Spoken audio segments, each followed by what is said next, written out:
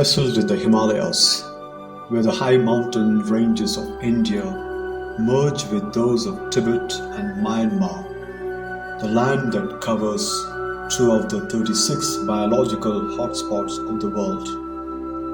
The Jesuits of the Kohima region have, for over the past 50 years, served the indigenous tribal communities that inhabit the foothills and the mountains. The Jesuits also work in the valley of the mighty Brahmaputra River that transports the water from the mountains into the delta of the Bay of Bengal. Isolated and neglected for centuries, the region was left to itself, unaware of the rapid changes taking place in the world, trapped in primitive ways of living with strong tribal ties and tensions, and depending on the spirits of nature to be propitious to them. The history of Northeast India was shrouded until 1826, when the British found wild tea growing in Assam. To advance their commercial interests, they conquered large tracts of Assam and also the tribal lands in the neighboring mountains.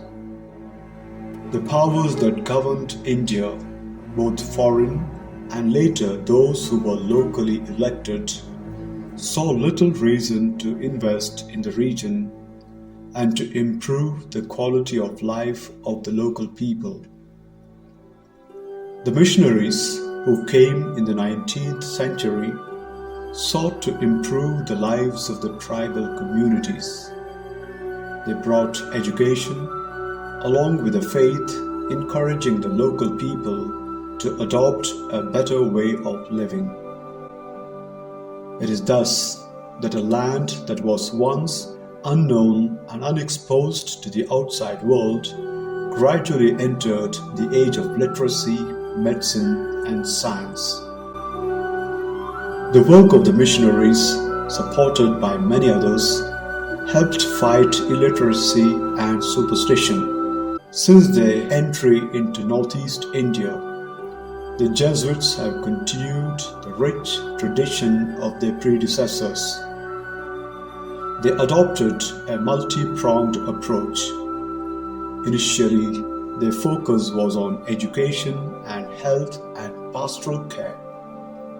Gradually, the Jesuits got into research, studying the traditions and cultures of the various tribes, along with their emerging political aspirations and the impact of globalization on their fast-changing cultures. Later, the Jesuits entered the field of legal aid, educating the people on their rights and instructing them on what legal options they could have recourse to. On another front, the Jesuits found themselves battling the impact of globalization on the local peoples. Traditional ways were disappearing, their languages were dying. They established a center to protect, preserve, and promote the local languages and cultures, especially those on the cusp of extinction. The mode of operating for the Jesuits has been simple. They accompany the people in their aspirations to a better life, exploring ways to eliminate the obstacles that stymie their progress, inspiring hope in the goodness of others and the love of a God who cares. The Jesuits have been moving forward thanks to the warmth of the local people and the generosity of many partners.